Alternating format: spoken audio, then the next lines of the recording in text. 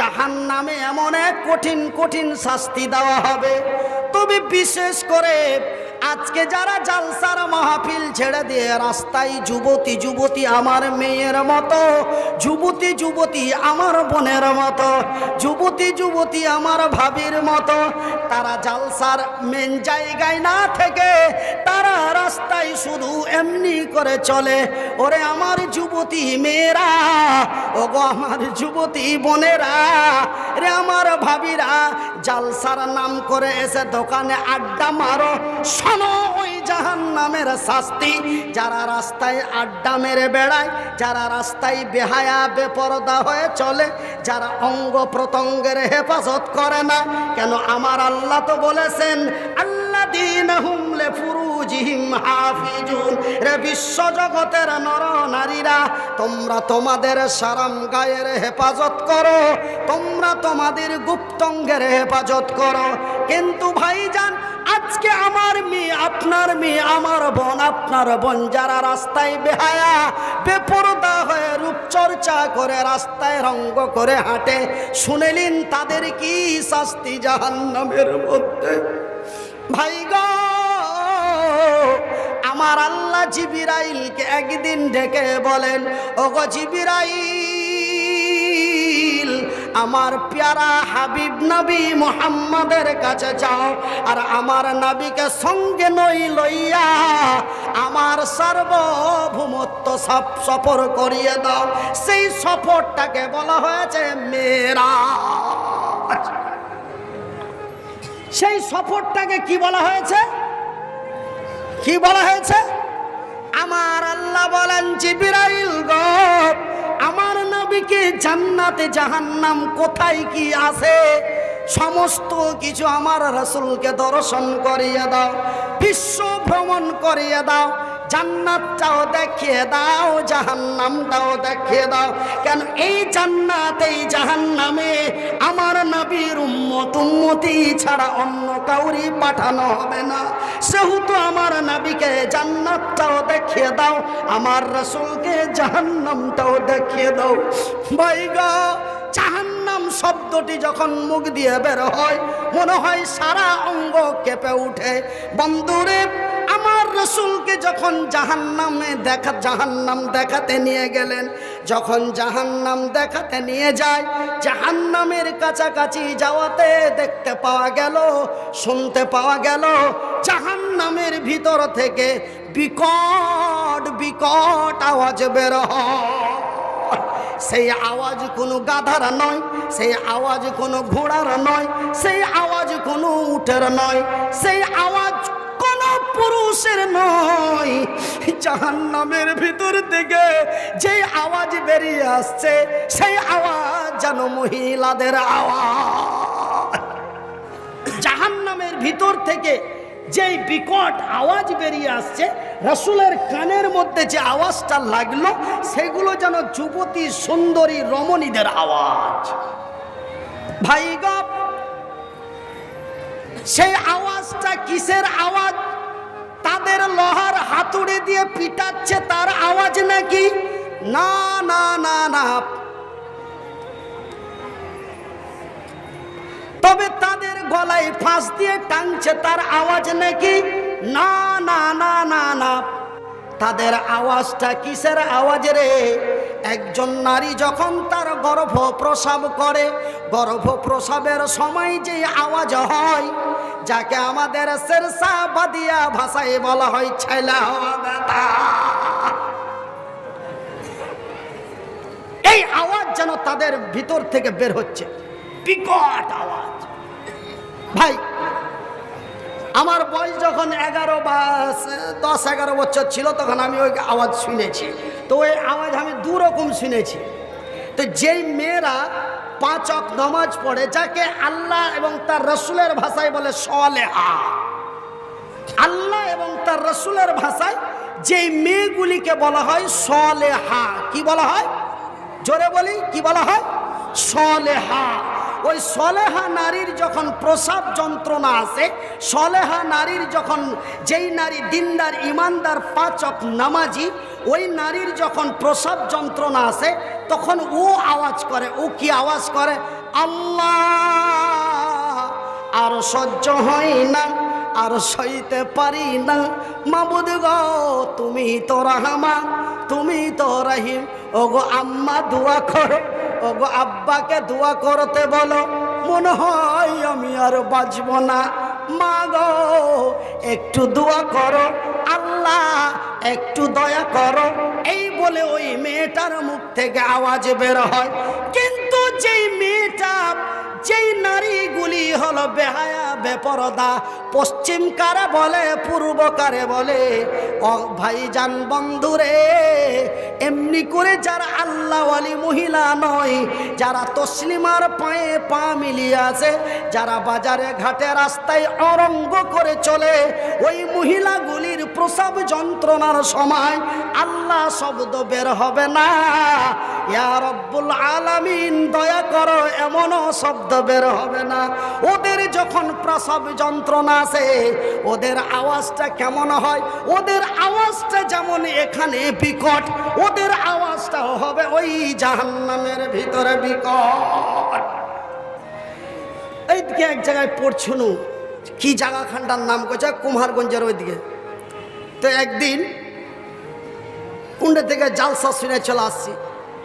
তো জালসা শুনে আস্তে আস্তে ওস্তাইরা আমাকে সাইকেলে করে লেগেছে। তো জালসা শুনে আস্তে আস্তে খুবই একটা মেয়ে লোক চিল্লেছে, দেখবে কি হয়েছে ভাই, কি হয়েছে, তোমার চাকরা মিলা দাও। হ্যাঁ, বলছে যে কী হবে তুই বুঝতে পারিস না, খাবা কোনো লোক করে থাক, মানুষ শুনলে কী হবে, খালি এরকম করছে। এটা হলো ওই মহিলার আওয়াজ। কোন মহিলার আওয়াজ? যারা আল্লাহ চেনে না, যারা পশ্চিম বোঝে না, যারা কোনোদিন সঠিক টাইম মতো সিজদা দেয় না, ওই মহিলাদের আওয়াজ হলো এটা। ঠিক জাহান্নামের ভিতরে এমনই বিকট ওই মহিলাদের আওয়াজ হচ্ছে। আমার নবী, আল্লাহর নবী, দয়ার নবী, বিশ্বের নবী, নবী মুহাম্মাদুর রাসূলুল্লাহ বলুন সাল্লাল্লাহু আলাইহি ওয়াসাল্লাম, আল্লাহর নবী, দয়ার নবী, বিশ্বের নবী জিবরাইলকে প্রশ্ন করে বলেন, ওগো আল্লাহর ফেরেশতা জিবরাইল, এই যে মহিলাগুলির আওয়াজ, এই মহিলাগুলির কি এমন, এরা কি এমন অন্যায় করেছে, এদের কি এমন শাস্তি দেওয়া হচ্ছে, এদের আওয়াজ কেন, তাদের কি এমন জাহান্নামের ভিতরে শাস্তি দেওয়া হচ্ছে? রসুল ভাইজান জিবরাইল উত্তর দিয়ে বললেন, নবী গো, এই মহিলাগুলি ওই মহিলা, এই মেয়েগুলি ওই মেয়ে, এই নারীগুলি ওই নারী, যারা আল্লাহর জমিনে বেহায়া বেপরদা হয়ে চলেছে, যারা নিজের অঙ্গ প্রত্যঙ্গের হেফাজত করে নাই, যারা দেওর ভাসুর মানে নাই, যারা পর পুরুষ বলে কোনো লজ্জাবোধ করে নাই, ওই রাস্তা দিয়ে রঙ্গ করে হেঁটে গেছে, আর রহিমের মিজাজটা খারাপ হয়েছে, এমনি ভাবে রাস্তায় চলেছে যেন বয়স্ক থেকে নিয়ে তরুণ পর্যন্ত তার দিকে বারবার ফিরে তাকিয়েছে। সহ্য না করতে পেরে কিছু বদমাস ছেলে বলেছে, চলে গেল বে, চলে গেল।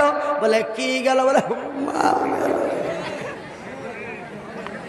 এই মেয়েগুলি, কোন মেয়েগুলি? এই মেয়েগুলি যারা রঙ্গ করে বেহায়া বেপরদা হয়ে, আব্দুর রহমান যখন তার বউ নিয়ে হরিশ্চন্দ্রপুর যায়, আমার বুকটা ফাইটা যায়, আমার মনটা ফাইটা যায়। আব্দুর রহমান এমনই কিভাবে তার বউ নিয়ে যায় যে আমার ফাইটা যায়। বন্ধুরে, এখানে আরো স্পষ্ট কথা রয়েছে, আরো খুলে কথা বলা হয়েছে। ওই যে মেয়েটা আমার মেয়ে, আপনার মেয়ে কেন, আমার ঘরেও যুবতী মেয়ে আছে, আপনার ঘরেও যুবতী মেয়ে আছে, আমার ঘরেও যুবতী বোন আছে, আপনার ঘরেও যুবতী বোন আছে। আপনার বোনগুলি যেন আমারই বোন, আপনার আপনার মেয়েগুলি যেন আমারই মেয়ে রে, আমার আব্বা জান মায়েরা রে, আমার ভাই এবং বোনেরা, তোমরাই যেন বড় মূল্যবান জাতি রে আমার মায়েরা। মহান আল্লাহ তোমাদের নারী জাতি হিসাবে তৈরি করেছে, আর তোমাদের পায়ের নিচে আমাদের জান্নাত করেছে। মা গো, আমি যেন তোমাদেরই ভাই, তোমরা জানো আমারই বোন। রাস্তা পথে ঘাটে বাজারে এখানে ওখানে যেখানেই যাবে মায়ের ইজ্জত নিয়ে যাবে, মায়ের সম্মান নিয়ে যাবে। আমার আল্লাহ তোমার ইহকাল পরকাল কল্যাণ করবে, এটা আমি মনিরুদ্দিন আমার কলম দিয়ে লিখে দিলাম। ভাই গো, ওই জাহান্নামী মেয়েগুলিকে দেখা যায়, ওই যে যারা রূপচর্চা মেকআপ করে রাস্তায় বেহায়া হয়ে চলেছিল, ওই মেয়েগুলিকে জাহান্নামের ভিতরে যে দেখা যায়, জাহান্নামের কাছাকাছি যে দেখা যায়, ওই মেয়েগুলির গর্ভের ভিতরে, ওই বেহায়া নারীগুলির পেটের ভিতরে যেমন বাথরুমের ট্যাঙ্কির ভিতরে পোকাগুলি কিলবিল কিলবিল কিলবিল করে, এত হাজার হাজার লক্ষ লক্ষ পোকা, সেই পোকাগুলি যেমন গুণে শেষ করা যাবে না, ওই বেহায়া নারীগুলির পেটের ভিতরে এতগুলি বাচ্চা তার কিলবিল কিলবিল কিলবিল করে, সেই বাচ্চাগুলি যেন গুণে শেষ করা যাবে না। একটা বিশেষ ঘটনা, এই মহিলা প্যান্ডেলে একটা ছোট বাচ্চা কাঁদছে, একজন নিয়ে আসে দক্ষিণ সাইডে, কারো যদি হারিয়ে থাকে ওখানে যে একটা বাচ্চাটা কাঁদছে। ভাইজান বন্ধুরা, আমার আম্মাজান পরদা নাসিম বোনেরা, ওই গর্ভবতী নারীগুলির পেটের ভিতরে যেন পায়খানার ট্যাঙ্কির পোকার মতো তাদের পেটের ভিতরে বাচ্চা কিলবিল কিলবিল করে। এতগুলি কেন বাচ্চা দেখা যায়, এতগুলি কেন বাচ্চা দেখা যায়? ভাইজান, ওই মেয়েটি 12 বছর যুবতী, 12 বছর বয়সে পূর্ণ যুবতী হওয়ার পরে তার 32 বছর বয়স পর্যন্ত বেঁচে ছিল, 40 বছর পর্যন্ত বয়স বেঁচে ছিল। দিকে দিয়ে কাবা রক্ষা করেছে। এই খোপাকাঠি, এই ইসলামপুর খোপাকাঠির হেফজুল কোরআন আল্লাহ টিকাবে, জোরে বলি ইনশাআল্লাহ। আমি যখন হরিশ্চন্দ্রপুরে এতিমখানা খুললাম, বলছে কয়দিন চলবে? কিছুদিন পরেই বন্ধ হয়ে যাবে। একে তো সব দেখার লেগে নিয়ে গেছে, এর মার্কেট কয়দিন হবে? 2 থেকে 3 বছর। এক যুগ পার করে দ্বিতীয় যুগে চলছি, বলি আলহামদুলিল্লাহ। 12 বছরে এক যুগ, মালের গাড়ি রানিং চলছে 14 বছর প্লাস। একটু ডাউনে যায়নি, আল্লাহর দয়ায় আপনাদের দোয়ায় মার্কেট হাই লেভেলে উপরে আছে। এবার মালের রেট বাড়িয়েছি রাজ্যের বাইরে 51,000, তবুও ডেট দিতে পারি না, জোরে বলি আলহামদুলিল্লাহ। এটা আমার আল্লাহর দান, জোরে বলি আলহামদুলিল্লাহ। ওরাও বলে লকডাউনে বেকার। আমি বললাম লকডাউন হয়ে তেলের দাম, পেট্রোলে হয়েছে ডিজেলের দাম। বিমানে আগে পাশাপাশি এক সাইডে 3টা সিটেই প্যাসেঞ্জার নিত, এখন মিডিলে 2টো করে সিট বাদ দিয়ে প্যাসেঞ্জার। বিমানের ভাড়া ডবল হয়েছে, সেহেতু আমার মালও লাগবে ডবল। তবে লকডাউনে আপনারাও মরেছেন, লকডাউনে আমিও মরেছি, কেউ ভালো নয়। ভাইজান, আল্লাহর রসুলের মাদ্রাসা আল্লাহ চালাবে। এই টাকা দেওয়া দেখে আপনারা সুরসুর করে উঠবেন না, প্লিজ রিকোয়েস্ট করে বলছি। আমি আজকে আপনাদের কাছে টাকা চাইবো না, যদি আপনাদের মনে হয় স্বেচ্ছায় দিবেন, না হলে দিবেন না। এই মাওলানাকে আমি বলেছি, টাকা আমাকে দিয়েছে, আমি চুপ করে থুয়ে দিয়েছি, আমি ওনার কথায় গুরুত্ব দিইনি। কিন্তু আপনারা দেওয়া দেখি উঠাউঠি চালু করেছেন। একটু ধৈর্য ধরুন, কথাটা শুনেলেন। এই জাহান্নামীরা তাদের আওয়াজ সহ্য না করতে পেরে, ওই যে ভাই দলের মধ্যে মাছ ধরে, ওখানটাকে কি কয় যে দলের মধ্যে মাছ ধরে নিয়ে নি করে ঘুরায়, তখন ওর আঁকুড়াতে মাছ লেগে যায়, ওখানটা কি কয়?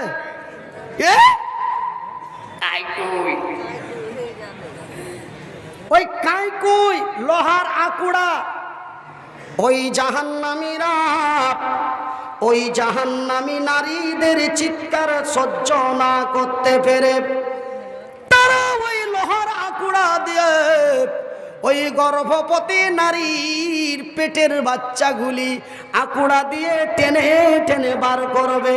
ভাইজান বন্ধুরে, রে আমার মা এবং বোনেরা, আপনারা হয়তো বলবেন মনিরুদ্দিন ভাই, জাহান্নামের ভিতরে যদি এমনই সাজা হয়, জাহান্নামের ভিতরে যদি এমনই কষ্ট হয়, সেই কষ্ট কি সহ্য করা সম্ভব? সেই কষ্ট কি মেনে নেওয়া সম্ভব? এতই কষ্ট যদি হয় সে কি বাঁচতে পারে? না না, সে মরে যেতে পারে। কিন্তু আমি তো আগেই বলেছি তা আর মরবেন না, ওখানে মারার মতো কেউ থাকবে না, মরে যাওয়ার মতো কোনো সিস্টেম থাকবে না। ভাইজান বন্ধুরে, জাহান্নামীদেরকে এমন পিপাসায় খিদায় তাদের জান বাঁচবে না, তারা খিদার জ্বালাই মাবুদের দরবারে ফরিয়াদ করবে। জাহান্নামী পুরুষেরা, জাহান্নামী নারীরা মাবুদের কাছে বলবে, আল্লাহ খিদায় আর জান বাঁচে না, একটু যদি খাবার দেওয়া হতো মাবুদ গো, না জানি কতই না ভালো হতো। বহুদিন খাবো খাবো করতে করতে প্রায় 2টা যুগের মতো কেটে যাবে। তারপরে আমার আল্লাহ বলে, রে আমার ফারিস্তারা, ওই আব্দুল্লাহর বাপ জাহান্নামে চেঁচাচ্ছে, তাকে কিছু খাবার দিয়া। সেই খাবারটা আপনাকে বিরিয়ানি চপ দেবে না, সেই খাবার আপনাকে ডালডাই ভাজা রুটি দিবে না, আপনাকে একটি খাবার দিবে রে, সেই খাবারটি হলো পানি ফলের মতো। পানি ফল কাকে বলে ভাই? সিংহড়া। পানি, আপনাকে পানি ফলের মতো একটা খাবার দেওয়া হবে, সেই পানি ফলটাকে আমরা বলি সিংহড়া। আর ওই পানি ফলের মতো যেই ফলটি জাহান্নামে আপনাকে, আমাকে, আমার মাকে দেওয়া হবে, আমার বোন ভাইদের দেওয়া হবে, সেই ফলটার নাম বলা হয়েছে, সেই ফলটা ইতিহাসের পাতায় পাওয়া যায়, সেই ফলটির নাম হলো জাক্কুম ফল। এই ফলটি যখন তারে দেওয়া হবে, খিদার জ্বালায় কপ করে খেয়ে ফেলবে। যখনই মুখের মধ্যে দেবে, এই জায়গাতে এসে আটকে যাবে, না আসবে, না যাবে দিল্লি, না যাবে বোম্বাই, না যাবে দিল্লি, না যাবে বোম্বাই, মিডিল পয়েন্টে লকডাউন হয়ে যাবে, আর কিছুই কাজ হবে। ভাববে পানি যদি খাই মনে হয় চলে যাবে। বলে মাবুদ গো, একটু যদি পানি দেওয়া হতো, না জানি কতই ভালো হতো। এমন পানি পানি করতে করতে বহুদিন কেটে যাবে, শেষের বেলায় পানি দেওয়া হবে, সেটা পানি নয় রে, সেটা পানি নয় রে। সরষা যেমন মিলের হলারে সরষা দিলে যেমন অন্য জায়গা দিয়ে তেল বের হয়, জাহান্নামীরা যেখানে পুড়বে জ্বলবে, তাদের পুজ রক্ত হাড্ডিগুলি গলে গলে গলে গলে একটি নহরের মতো বেরিয়ে যাবে। ভাইগা, ওই নহর দিয়ে বেরিয়ে বেরিয়ে যাবে ফুটান্ত ওই চিনির সেরার মতো টকবগ করে ফুলবে। লোহার এক গিলাস দিয়ে তারে তুলে দেওয়া হবে। যখন পিপাসার কারণে ওই পানি সে রক্ত পুজ যখন খেতে যাবে, গরমের ঠেলায় নাড়ি ভুড়ি বেরিয়ে চলে যাবে, সহ্য করতে পারবে না, বলবে আল্লাহ আর বাঁচতে আর পারি না, মাবুদ গো ক্ষমা করো, আর না হলে মৃত্যু করো, ক্ষমা করো, আর না হলে মরণ দাও। আমার আল্লাহ বলে, এই শাট আপ,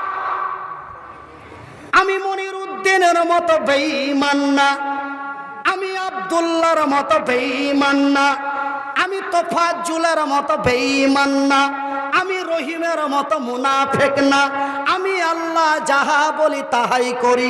কেন মনিরুদ্দিন বলে একরকম চলে আর এক রকম। মনিরুদ্দিনের কথার সাথে কাজের মিল নেই, কাজের সাথে কথার মিল নেই, কিন্তু আমি আল্লাহ বলি যাহা করি তাহা। তোরা কি এই মৌলানার মুখে শুনিস নাই? তোরা কি আব্দুল রাজ্জাকের মুখে শুনিস নাই? তোমরা কি মনির উদ্দিন তোদের কি চিৎকার করে বলেন নাই?